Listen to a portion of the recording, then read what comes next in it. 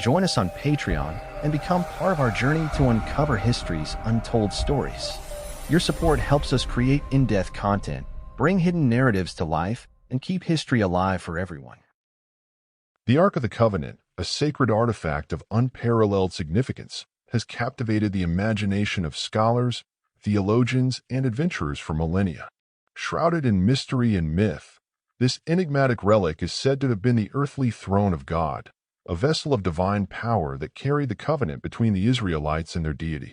Descriptions of the Ark, a golden chest adorned with cherubim, are intertwined with tales of divine intervention, cataclysmic power, and an unbroken aura of sanctity. Yet, while the Bible offers vivid accounts of the Ark's creation, purpose, and miraculous feats, its ultimate fate remains one of the greatest mysteries of antiquity. Among the many theories surrounding the Ark's disappearance, one stands out for its audacity and persistence: the claim that the Ark of the Covenant resides in Ethiopia. Hidden within the ancient chapel of St. Mary of Zion in the city of Aksum, the Ark is said to have found a sanctuary far from its biblical homeland. This assertion, both tantalizing and controversial, has sparked centuries of intrigue, debate, and pilgrimage. But how did this legendary relic, born of the desert sand of Sinai and revered in the temples of Jerusalem, come to be associated with the highlands of Ethiopia?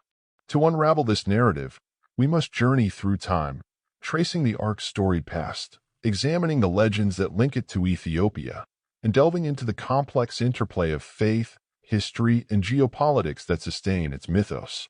The Ark's origins, as recounted in the book of Exodus, are rooted in the divine instructions given to Moses during the Israelite sojourn in the wilderness.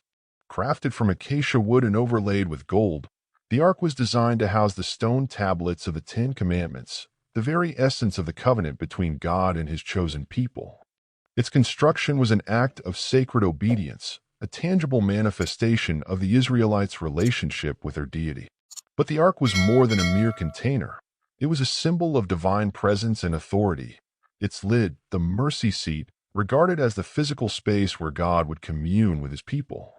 Throughout the Old Testament, the Ark's presence is marked by miraculous events. It parted the waters of the Jordan River, brought down the walls of Jericho, and struck down those who dared to approach it unworthily. Revered and feared in equal measure, the Ark was both a spiritual touchstone and a weapon of unparalleled power. When housed in the tabernacle and later in Solomon's temple, it became the centerpiece of Israelite worship, a tangible connection to the divine that underscored the unique identity of the chosen people. Yet, the biblical narrative also chronicles the Ark's tumultuous journey. Captured by the Philistines, returned after wreaking havoc among its captors, and eventually enshrined in Jerusalem, the Ark's history is one of peril and providence. Its disappearance following the Babylonian conquest of Jerusalem in 587 BCE remains a profound enigma, giving rise to countless theories and speculations about its whereabouts. Among the many proposed resting places of the Ark, the Ethiopian claim stands out for its depth of tradition and enduring significance. Central to this assertion is the Keber Nagast, a 14th-century Ethiopian text that weaves a compelling narrative linking the Ark to Ethiopia. According to this account, the Queen of Sheba, known in Ethiopian tradition as Makeda, visited King Solomon in Jerusalem, as recounted in the Bible. Their union resulted in the birth of a son, Menelik, who would become the first emperor of Ethiopia. The Keber Nagast claims that Menelik, upon reaching adulthood, traveled to Jerusalem to meet his father. Upon returning to Ethiopia, Menelik is said to have taken the Ark of the Covenant with him, either as a gift from Solomon or as an act of divine providence. The text portrays this event as a pivotal moment in Ethiopia's spiritual history, establishing the nation as the new custodian of the Ark and the divine covenant it represents. This narrative is further reinforced by the Ethiopian Orthodox Tewahedo Church, which maintains that the Ark has been safeguarded in Aksum for centuries. According to church tradition, the Ark resides in the Chapel of the Tablet, a modest structure within the grounds of St. Mary of Zion. Guarded by a single monk, the guardian of the Ark, access to the sacred artifact is strictly forbidden to all but this sole custodian, preserving the Ark's sanctity and mystery. To understand the Ethiopian claim, one must consider the broader historical and cultural context that shapes Ethiopia's identity. As one of the world's oldest Christian nations, Ethiopia has long viewed itself as a bastion of faith and a spiritual successor to the Israelite tradition. The Ethiopian Orthodox Church, with its rich liturgical traditions and distinctive theological perspectives, plays a central role in this identity, emphasizing the continuity of the divine covenant through Ethiopian history. The association of the Ark with Ethiopia also reflects the region's historical interactions with the Jewish and Christian worlds. Ancient Ethiopia, known as the Kingdom of Aksum, was a thriving center of trade and culture, its influence extending across the Red Sea and into the Near East. This interconnectedness facilitated the exchange of religious ideas and traditions, providing a fertile ground for the development of narratives linking Ethiopia to the biblical world. While the Ethiopian claim is compelling, it is not without its skeptics.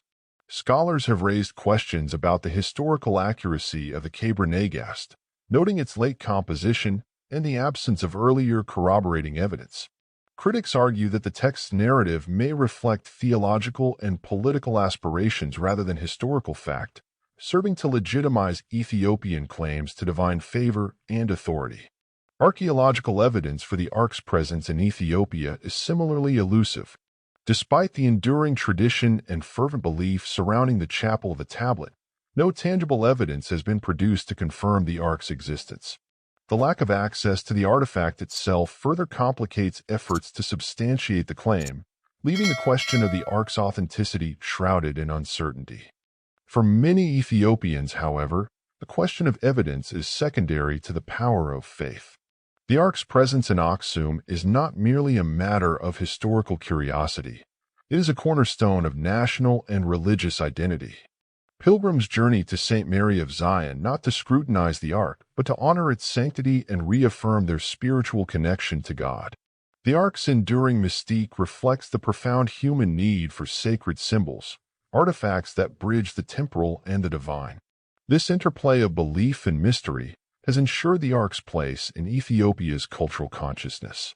It has inspired generations of artists, poets, and theologians, shaping the nation's spiritual landscape and reinforcing its role as a guardian of sacred traditions.